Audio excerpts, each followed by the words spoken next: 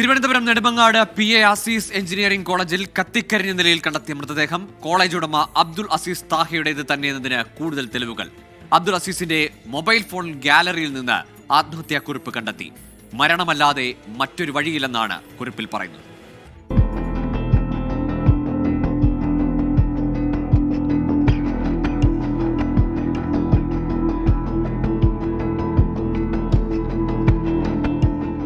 നേരത്തെ തയ്യാറാക്കിയ കുറിപ്പിന്റെ ഫോട്ടോയാണ് പോലീസിന് കിട്ടിയത്. കടബാധ്യത ഉണ്ടെന്ന് തെളിയിക്കുന്നതാണ് ഫോണിൽ നിന്ന് കിട്ടിയ കുറിപ്പ്. മൃതദേഹത്തിന് സമീപത്തെ കസേരയിലായിരുന്നു ഫോൺ ഉണ്ടായിരുന്നത്. ആത്മഹത്യയുടെ ദൃശ്യങ്ങൾ എടുക്കാനാകും ഫോൺ കസേരയിൽ ചാരി വച്ചിരുന്നതെന്നാണ് പോലീസ് സംശയിക്കുന്നത്. പക്ഷേ മൊബൈൽ ഫോണിൽ നിന്നും മറ്റ് ദൃശ്യങ്ങളൊന്നും കണ്ടെടുക്കാനായില്ല.